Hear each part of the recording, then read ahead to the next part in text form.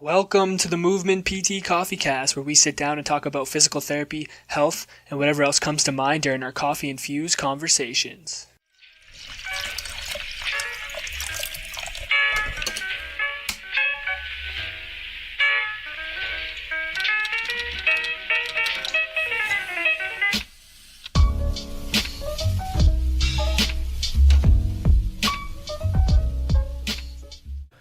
What's going on, guys? Just before we get episode 51 of the PT Coffee Cast underway with Andreas and Kai of the Physiotutors, I wanted to let you know that they had offered you guys, the listeners, a promo code to get 10% off their assessment ebook.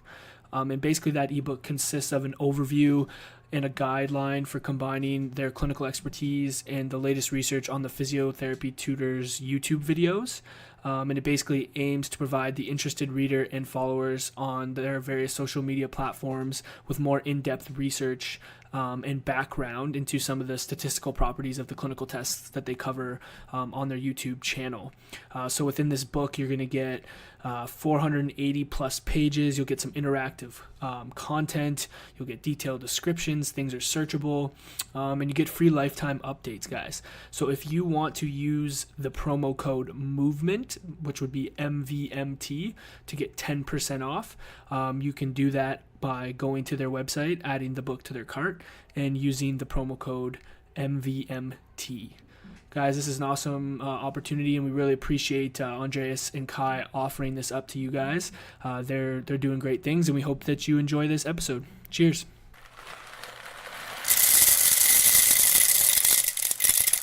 What's going on, guys? Welcome back to the Movement PT Coffee Cast. My name's Dalton, and with me, as always, is my beautifully bearded friend, William. William, how are we doing today?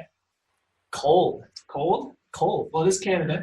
It is, January? Yeah, sure. So it's expected. My basement's freezing. Yeah, it's all right. We're good. We got our coffees. We switched up a little bit today. We did. So last episode we recorded with Ian, and I had my first siphon experience, which was amazing. Changed my life. But today we're back to the regular pour over. I'm not gonna lie. I think I like it a little bit better than the siphon. All right. But all coffee is good coffee, but some coffee is great coffee. Just dropping like huge quotes off the top.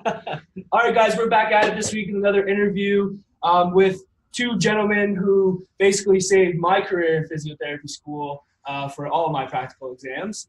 We have Andreas and Kai from the Physiotutors. Boys, what's going on? Hey, all good. We got our coffees as well, although it's 2 p.m. now. 2 p.m.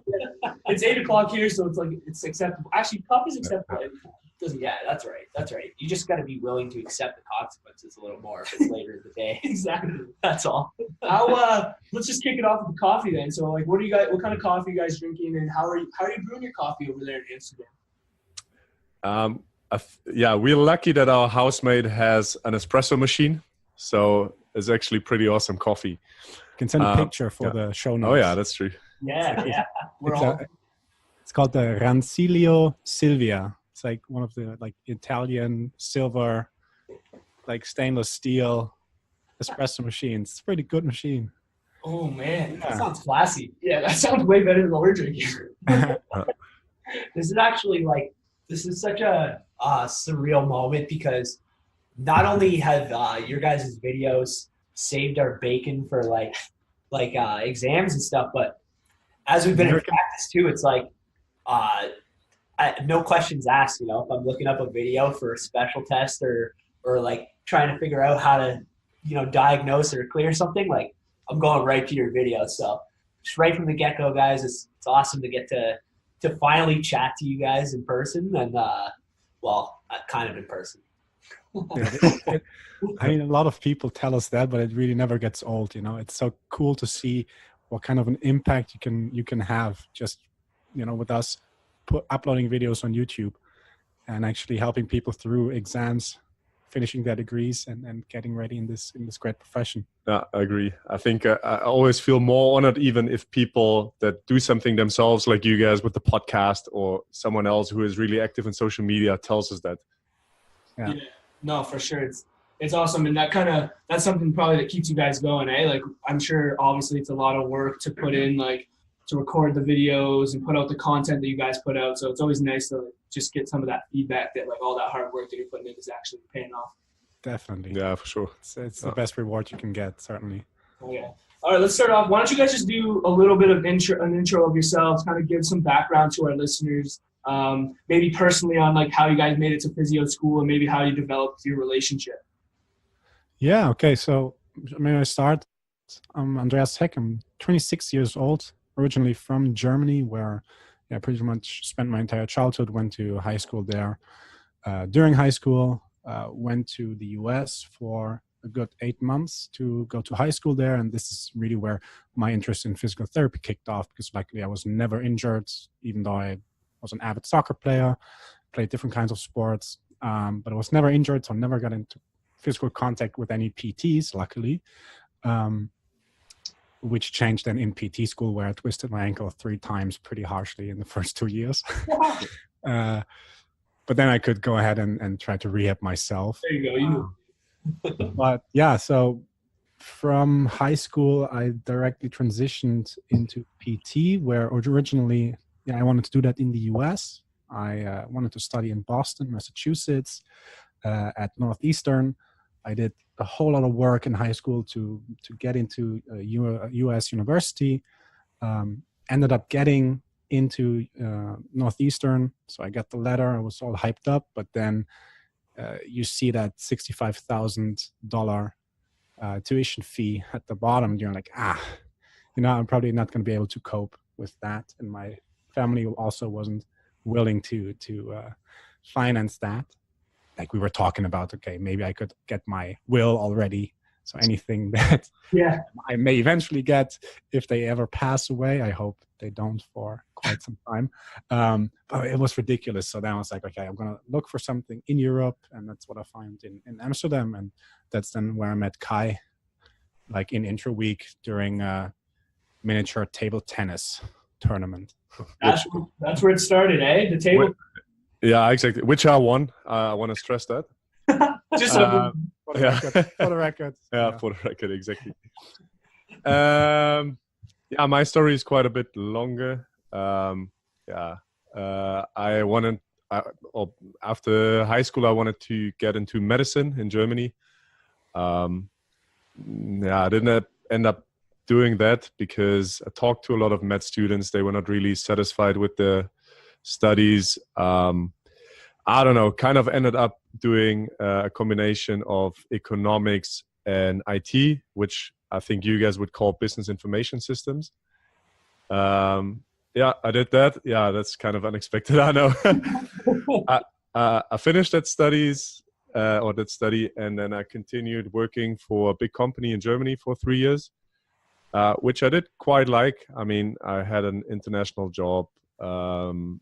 It was a kind of a sales marketing function, which was all right. But at the age of 25, I was like, okay, is this the rest of my life? Do I want to stay at that company? The money was great, but I wasn't really passionate about that job. And just liking my job wasn't enough. So I asked myself if I wanted to get into medicine again, or if I wanted to make a career choice. And back then I was playing high amateur soccer. So it was quite a decent level. We had our own physio, and I always kind of envied him because I thought it was a cool job, although it paid pretty badly in Germany. So at one point I just made the decision to quit my job, went on a world trip for a year, traveled basically all continents. And then I decided I was going to go for physio in Amsterdam because I didn't want to end up in my little village in Germany again. I wanted to see something from the big world. And that's how I met Andreas at the table tennis tournament.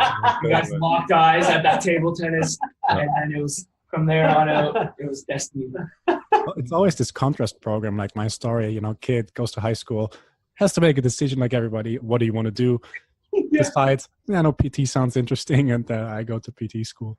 And like this whole our entire class was basically some version of Kai's story. having done something before, being in the military, getting deployed, coming back, wanting to do PT, professional figure skater, toured the entire world, figure skating, got injured, this and that. And then my story is always kind of boring, but I think You're like, I just came out of high school and I was too broke to go to the US, so I'm exactly. I feel like that's a lot of people's stories. Like for me, like I didn't know I was gonna go into physio until like third year university, and there wasn't like a huge kind of backstory. Like I knew I was like I wanted to help people. I knew I liked being active and stuff, but like that was pretty much it.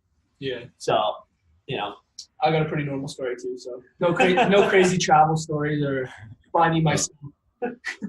I'm curious though, Kai, you're talking about how you kind of had that business background and the marketing and stuff. So, Yeah.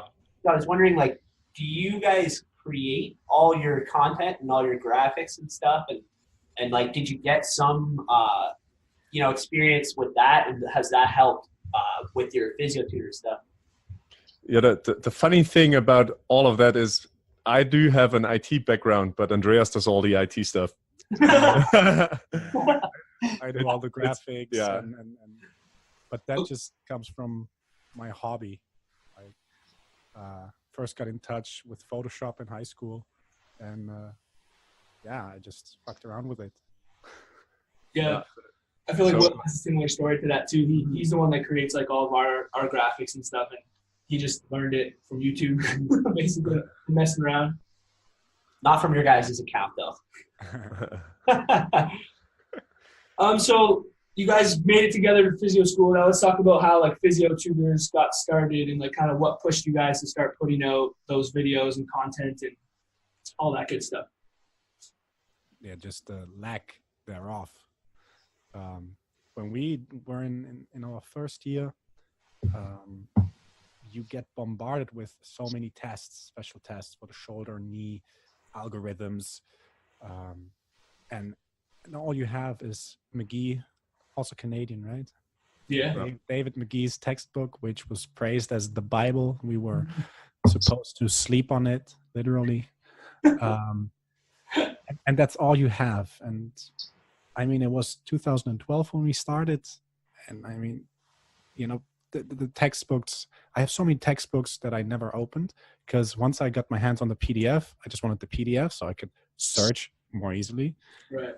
I didn't even buy books in the first place because I didn't have the money, and I was like, no. And he already did a study. I probably don't need it. I know how this works. That, freshman trap that I fell into, buying books worth like 830 euros. Oh my God. I made that mistake. And then I got PDFs for the entire class. Hero. No. So, you just have the textbook. And I was like, man, always looking up tests on YouTube at that time. And I didn't find one consistent, high quality source that you could rely on. There were a couple of people who were doing something, like the student physical therapist back then was like one page. Yeah, but Physical Therapy Nation. them too. But I think physical therapy student, they were the only ones who also provided some sort of evidence for the videos that they were presenting that you could then cross-reference. But then they also stopped publishing videos at some point.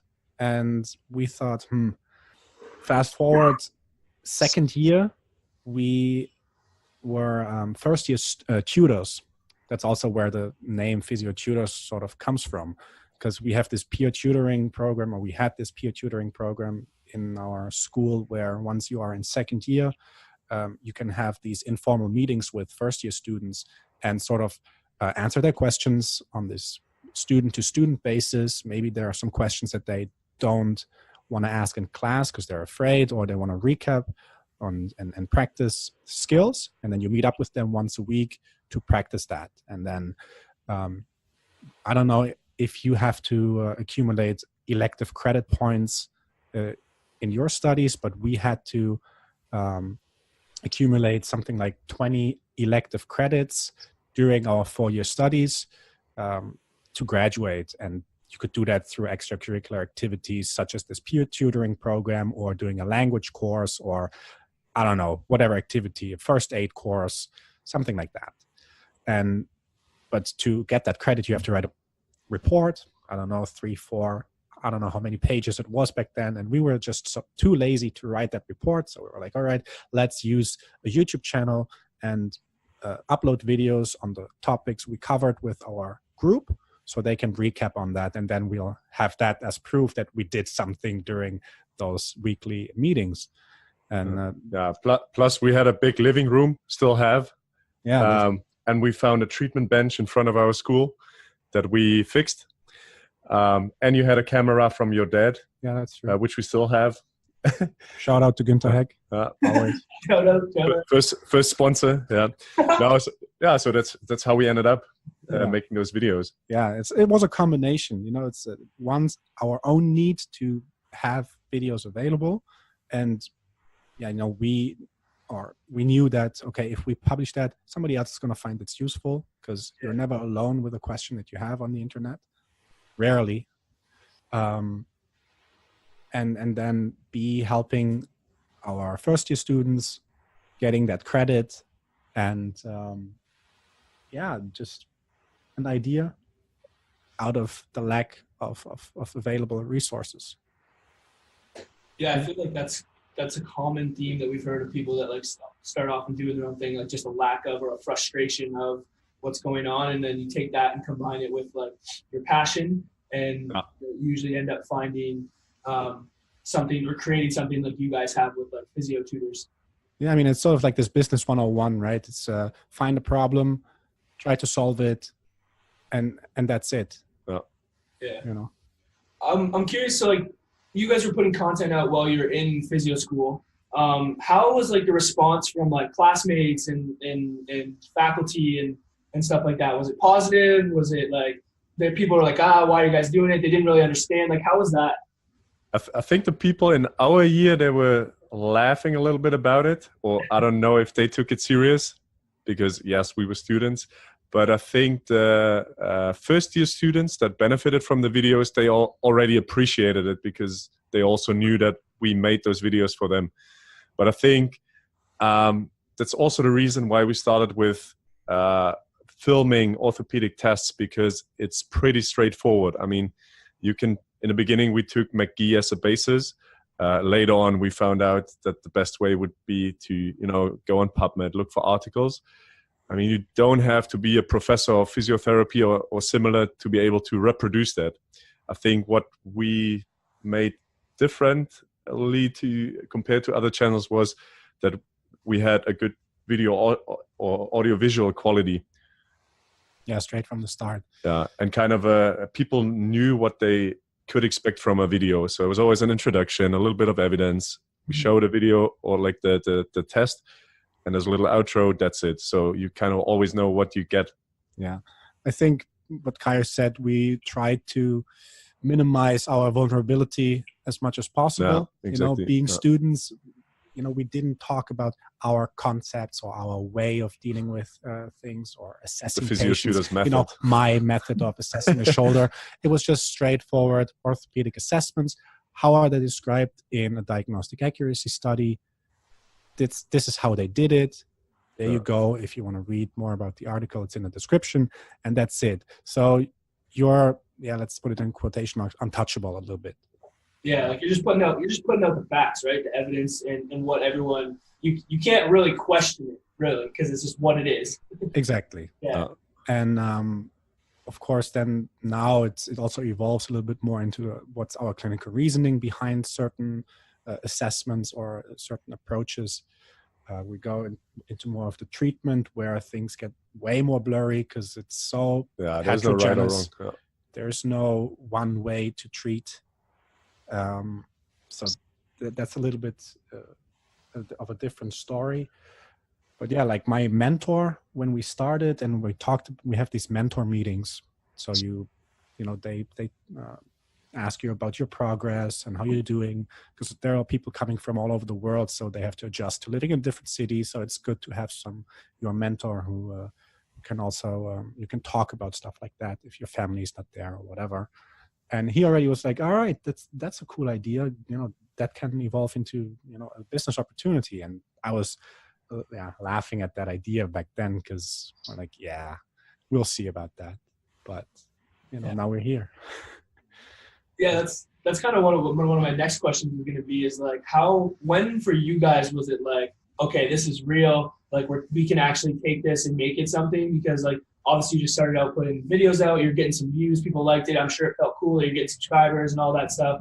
But then like at what point were you guys are like, all right, let's go here, let's take it to the next level? Yeah, that was 2.5 years ago when we graduated ourselves, because then we had to make a decision if we wanted to continue with Physiotutors and turn it into a full-time business.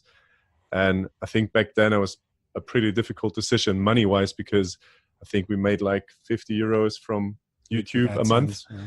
So, you know, it's not a logical decision to say, okay, I'm not going to work full-time as a physio, but only part-time and then focus on Physiotutors. So yeah, for me, it was kind of funny, because when I told my dad or my parents, they were kind of used to my crazy decisions. Same with quitting my job back then. So I was like, just trust me, it's going to be fine. But it's like, we're just going to go all in for a year, and then we'll see how it evolves. If it's going somewhere and we can see, I don't know, the views are increasing and we are growing as a business, then I think I can justify to put in all that energy and time. And yeah, I think from that point on, this is where it really increased and we grew, and we started with the book and the app, and it grew into a real business. Yeah. And it's, I think that the framework was laid back then, but it's still, mostly a two-man show. It's starting to get, you know, structures like of an actual business, but we're not quite there yet. I'd say it's still living with two other housemates, filming in the living room. So it's still it still has the garage flair. Startup garage business. It's like it's such a unique way of doing business and stuff, like with using social media platforms, and when you're like trying to explain that to your parents or something, you know, it's like, how do you really describe to them, you know, what it is and what you're doing, you know? Yeah, exactly. Especially in your case, like, all right, I'm going to quit my well-paying job at this well-reputed German company and go travel the world and become a physio.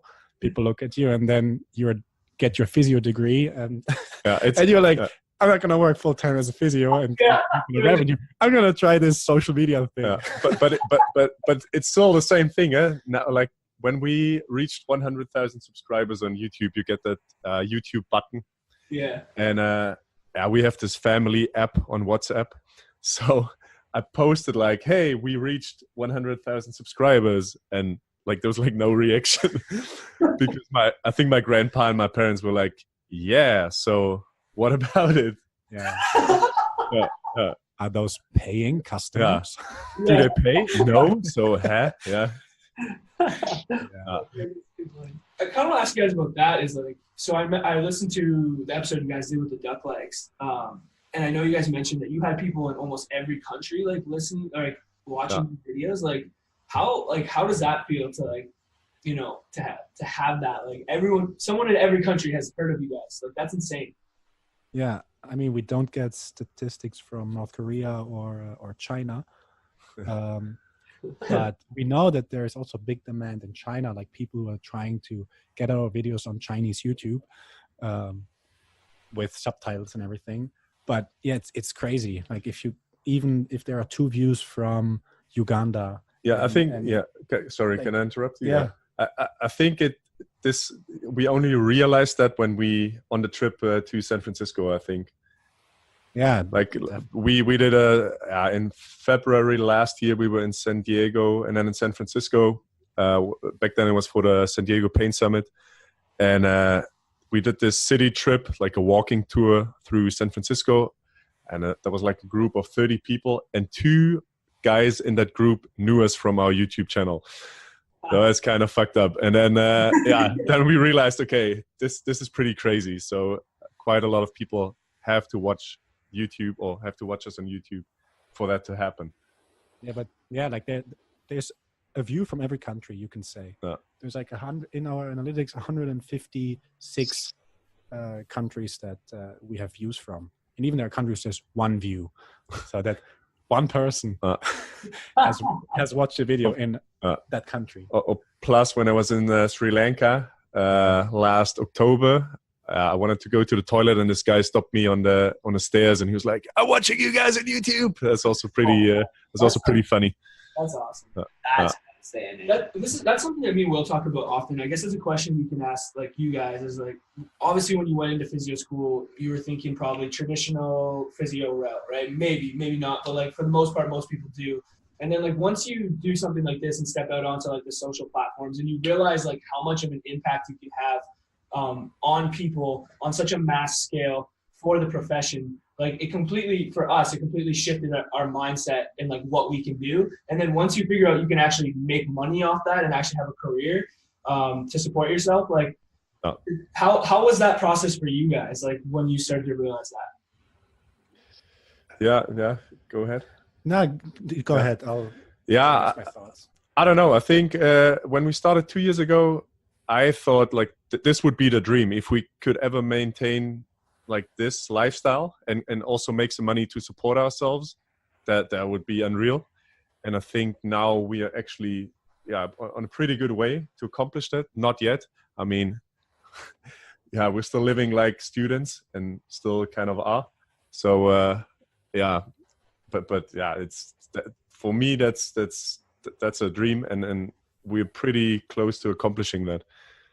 Yeah, I think that's what Kai said. It is the dream for everybody that you can do something that you're super passionate about, and especially not financial gains, but the freedom that we are able to enjoy with that in terms of time, probably later on in terms of geographical location, that's the dream come true. And if you can then also get the finances right, perfect. It's a bit of a dilemma as well, juggling between practical experience and doing this social media company, doing a part-time master's, and having a social life, girlfriend and everything. So handling all of that is also a challenge at the moment, but the freedom that you're able to enjoy is the best reward, and the crazy feeling. Because also it's limitless, right? You can scale that indefinitely. Yeah.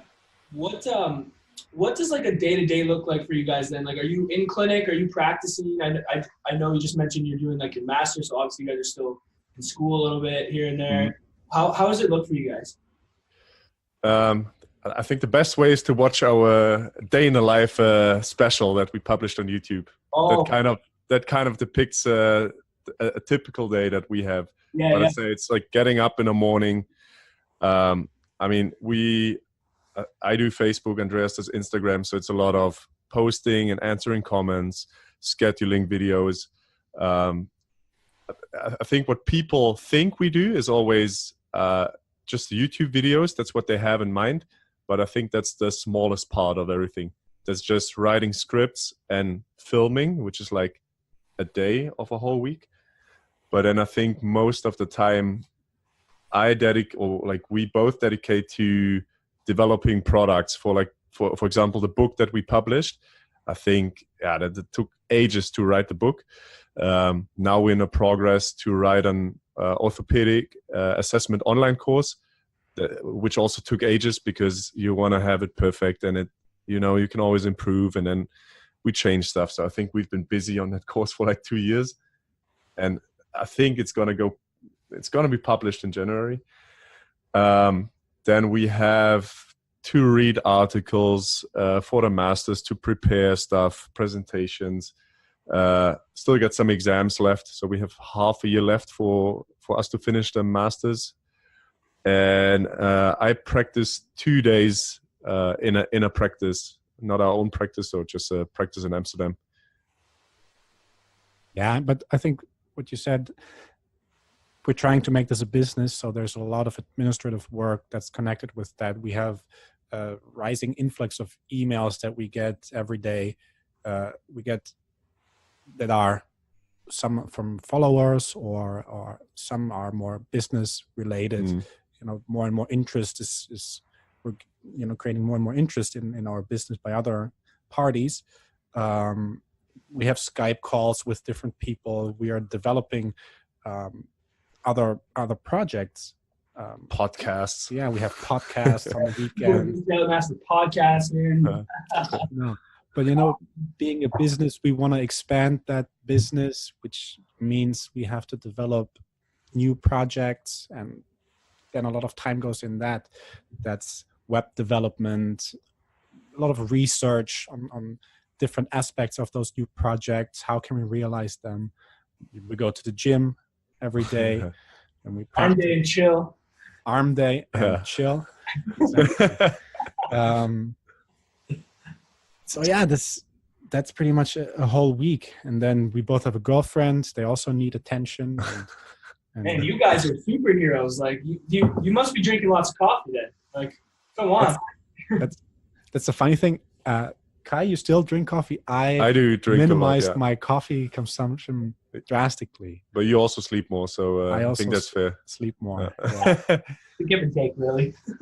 So no, I think yeah, we do invest a lot of hours, and I think now is the time to do that. If you live with like in a garage, I want to say, but if you have this startup business and you're young and you're driven, but I don't think at the same time that's maintainable for a lot of time. Although it's my passion, I mean, but yeah, it is a lot of hours. Yeah. You like work though? Sometimes, it also fluctuates a lot, and that correlates with how much we have to invest additionally into our masters, how much we have to invest in Physiotutors. That also correlates with deadlines we set ourselves, or projects we're realizing at the moment. It really depends. It depends how good the weather is. Yeah, I feel like I could never work those many hours if it was for like another business, like what I did back then. Like I could never work 60 or more hours. Now it's pretty common, like to have a 60+ hour work week. But it is all right. Sometimes it's a bit much, but it's yeah. I think for the fact that we live together, we go to the gym together, we have a business together. We're still pretty good friends. We're not clashing often. Like we haven't had a huge clash. That's good. Yeah, in the 6 years that we've known each other and developed this business. So I think that's also a pretty rare situation when you have a business partnership and you live this close together. Yeah, I think it's important. Like, it's nice to hear you guys talk about the fact that there's a lot more to it than just making YouTube videos and putting out Instagram content. Like, I think people don't realize that, especially like your content is so good. Like, it takes a lot of time, right, to develop that stuff. And also the fact that like you guys are saying that there's ups and downs. I think everyone kind of tends to think that it's like all so good, but like it's literally like riding a wave. And like sometimes you don't want to do stuff. And I think people need to understand that you get to that place. But I think what's important is like if you have that passion, like that's what you need. Because if you don't have that, when you get to that shitty place where like you're not feeling like working, you're not feeling like doing it, you'll probably just quit if you don't have that passion. So exactly. I think that's exactly the thing in the beginning that we tell people when they ask us how to start up a social media brand, because no one gives a shit about you in the beginning. Like I think you guys experience the same. And that's why you have to be passionate about what you do, and you just have to do it because you like it. I think the first 3 or 4 years on YouTube, I mean, we did have some views back then, but in the beginning, no one cares. So you just keep doing what you're doing because you like it, and you can't be dependent on views, on financial revenue or whatever, because otherwise you're just going to quit. And I think there's a lot of people who think they can do the same, or maybe they're even better knowledge-wise, or they have more experience, but they will stop after a year or two because they don't see a revenue stream. Right. Yeah. And even like I like to look at this micro and macro Gary V concept. He says, okay, you have to have micro speed and macro patience. So execute a lot, but evaluate over the long term. And that's how it is, with any social media platform. You can have micro spikes, but also major micro downs. Yeah. You might have one post that gets a lot of traction, and then you get this huge boost in followership and incoming likes, but that's not maintainable. It's never maintainable. But if you look on the macro scale, if there is healthy growth, then you're on the right track. But I think a lot of people get sidetracked in that micro space, evaluating every single post, every single episode, video, whatever they post, and judge their success based on a single piece of content. If one post is going great, you feel great and you get lots of followers and likes, and then your next post maybe gets not even a third of the likes, which, yeah, it sometimes cuts deep and you're like, fuck, I spent a lot of time on this post, but why isn't that going great? But look at it 3 weeks later and 30 more posts and see how that changed and had an influence. But that's where a lot of people then say, maybe the next 5 posts don't go as great. Yeah, what's the point? And I think that's a good point, because I think people think like you like when people like your stuff and it does well. Like we're not gonna sit here and be like that's cool. Like you get pumped when you see that. But at the same time, you can't use that as like your only source of motivation or to continue doing things, because like you'll just ride that wave, and like if you don't hit something good, you'll be done. But if you have that like vision and that meaning behind it, I think that's where it's important. I think a lot of people go into, maybe they see what you guys are doing on Instagram and YouTube, and they're like, they see the finished product, like where you are now, and like that's awesome. But like the journey to get there, they don't really see where you guys started from. And if you didn't have that vision and that passion for what you're doing, you probably wouldn't have continued on. So I think people need to establish that first before they decide like I'm gonna do this content, this Instagram. 100% right. Yeah. Yeah, because I think it's like it's something that I think we share a commonality with is like, you're not doing it just to start a social media brand. It's not just like I just want to start a social media brand. Like for us, like we just had a couple things we really liked doing and that we really enjoyed, and that we wanted to actually like develop our content. Like we were invested in the content and with connecting with others through our podcasts and stuff like that. And that's really what's kept us going.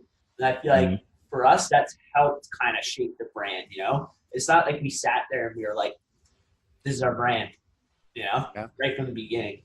It really depends where you get your satisfaction from. Like, do you get it from the conversations you get to have on a weekly basis with people who are in this field, or is it the likes you get per episode, or the paycheck at the end of the month? Right. Yeah. And I think for us, it's always been about like, how can we help the profession? How can we help people? How can we continue to make a difference? Like that's always been like our sole motivation, rather than like the monetary value. It was never about that ever. And it still really isn't, but we're starting to see opportunity where we can have maybe some monetary gain, which is like, that's cool. That's awesome. Because we put a lot of time in and we put a lot of money into it with no return in the finances. Like in terms of growth, in terms of like connection, in terms of developing as students and as people, it's been amazing. It's been worth every like penny in time that we've had. But like financially wise, we haven't gotten anything back from it, right? But same for us. First, 4 years, we didn't really get any financial revenue because we also didn't ask for it. Right. We made some AdSense money, but like I said, that's like natural. You can neglect that. 50 euros per month. At the same time, if you still calculate our salary per hour, no one would ever get up in the morning for that. Yeah. Like that's way below Yeah. social security or Minimum whatever. wage, I don't even want to know. Yeah. Otherwise, I'm gonna quit. Yeah. But yeah, at some point, 4 years down the road, we decided to really first monetize our product with the ebook and the mobile app, which, yeah, it's a step. It's a scary step to take. The first time you're asking for something, the response was incredible and still is, and it's a huge honor that we get to make some more revenue with those products. But we still believe that they add extra value, and that's the important thing. And it's also not that we stop putting out free content on a daily basis. Right. But yeah, there's nothing wrong with monetizing the attention you have and the product you're delivering. It's scary, but I think if the intention is right, then there's no problem with that. Yeah, and it is a tough thing to do, right? Like stepping out to ask people for money. But I think if you hit it on the head with, if your intentions are right and like why you're doing it is the right, and like your followers know that. Like I've started to realize that people know when you're trying to like just make a buck, and people know when you're actually trying to add value. And I think you guys have done a good job of building that through your brand, and it's very obvious, right? So that's kind of hopefully when we start to take next steps with whatever we're doing, like we hope that people feel that the same way when we try to potentially monetize and make some money. Yeah, I mean, I think the basis for us was always, because we still are our own target group, that we asked ourselves, okay, what would we like, or what would we have liked as students? And that's exactly the products that we try to develop. Yeah. And I mean, even if your intent is, I got to make ends meet and pay rent, and I want to pursue this, there's nothing wrong if one of your intents is, I want to monetize this. Right. And people also have to understand that. I mean, there are followers, who ask us to give away 40 free books and, provide free assistance in thesis writings and stuff, where we have to decline because we don't have the time. And at some point we also have to realize that our time also has value. We're already giving away a lot of our time for free to provide that value, but that caps at some point. How was taking that shift for you guys? Because I mean, for us personally, I think we're still in the moment where like we just want to help and give, and like we, coming from that place of like just wanting to add value, but then like taking that step to like being like, oh, you know what, like we're putting a lot of time and effort into this, like we should also be like valued and respected for that. So like, how was that shift for you guys? Yeah, I'm speaking for myself now. Correct me if you see it differently, but I don't think it was a big issue for me personally, because we still have so much free content out there. And also if people, I mean, there's people from third world countries that cannot afford our app or the book, but still there's so much free content out there. And we tell them, look, you don't need it. There's so much out there. It's the book and the app are added value because it makes stuff way easier. But still, I think that's why I feel okay with how we developed it and how we published it, and because there's still free stuff will always be the basis. And if you like what we do and you want to support us a little bit and you want some extra stuff, then go and buy our products. If you can't afford it, you don't need it. That's all right. Yeah, it's our paywall is really low. You can easily jump over it, and you can watch all of our videos, consume all of our Facebook and Instagram content. But if you want the convenience, get our products. That's what they provide. I mean, we've tried options like Patreon where people can support us, but it didn't work out. Or donate button on the or website. a PayPal donate button that's already gone. That didn't work out. Like this, like with your hands together. Come on, please. I would have thought, I don't know. It was never an option for us to, like completely switch to paid content directly, like from, free content to kind of take all the videos down. Then I would have felt, kind of, I don't know, bad, but that would have been a major shift in what we are trying to do as well. Please don't do that. Yeah. And all students are like, please don't do that. And yeah, if it hadn't worked out as it did, then we would have published it for free, probably. Yeah. That They was would also have said, "All right, an option back all then. right, Even if nobody is willing to, pay for the convenience, maybe we'll release it for free." don't tell too many people to encourage them not to buy our products now. Yeah. Yeah. Everyone go buy the book in the app and go like and subscribe. Yeah. Yeah.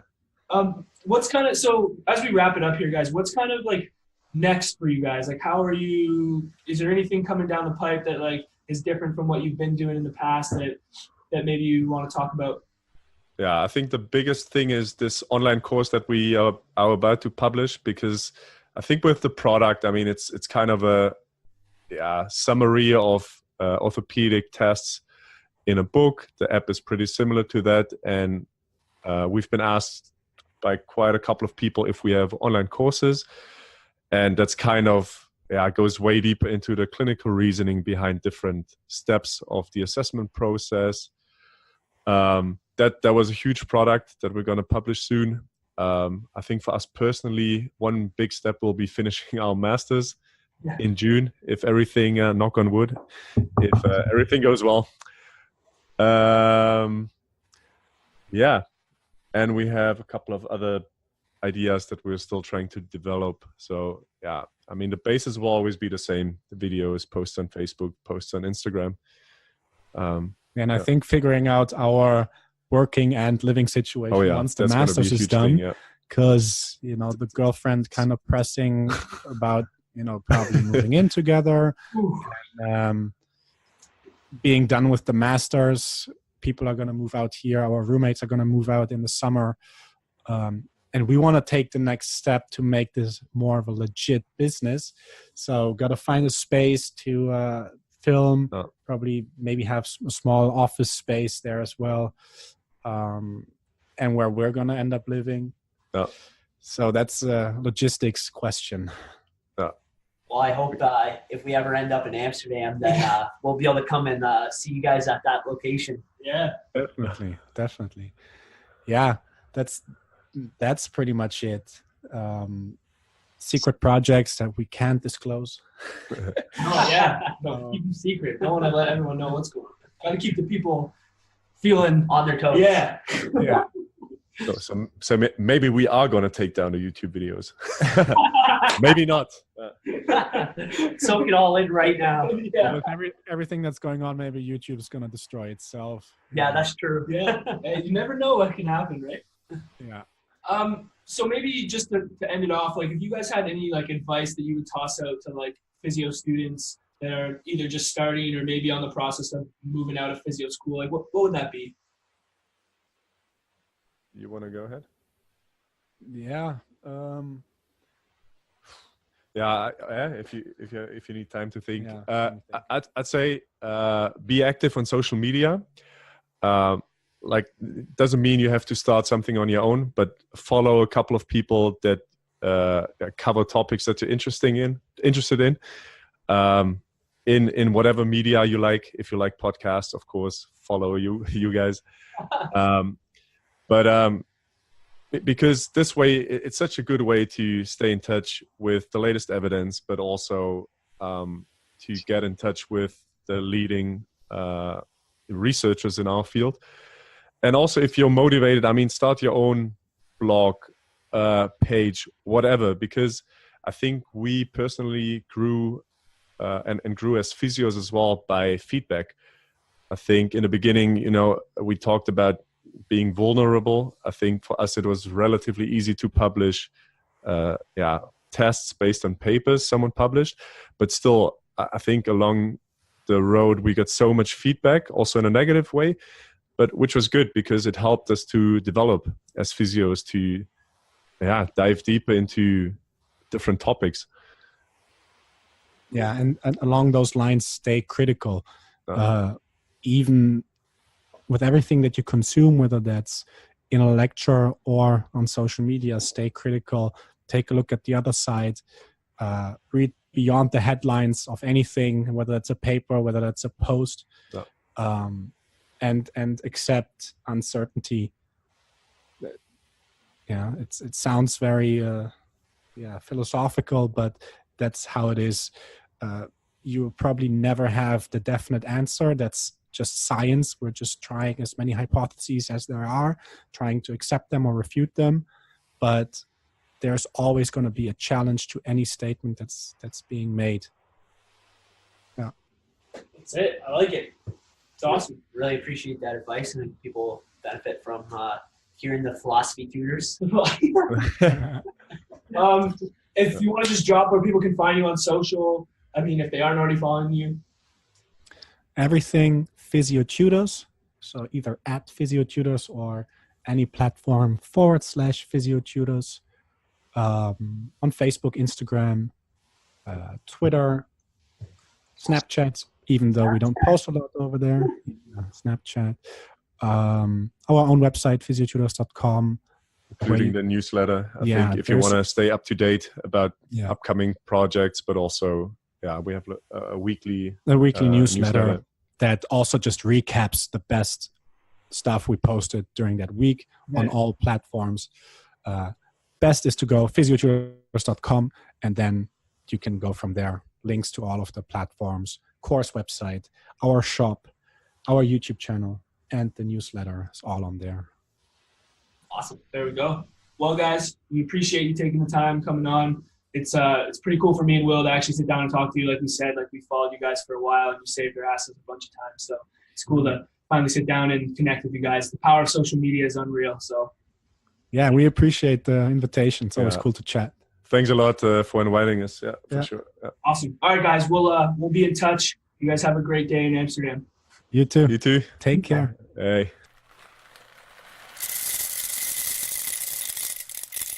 All right, guys, that wraps up episode 51 of the PT Coffee Cast with the Physiotutors. We'd like to thank Andreas and Kai for coming on and chatting with us. It was cool to actually sit down and talk with them. We followed them for quite some time now and used their videos a bunch of times for our practical exams in physio school.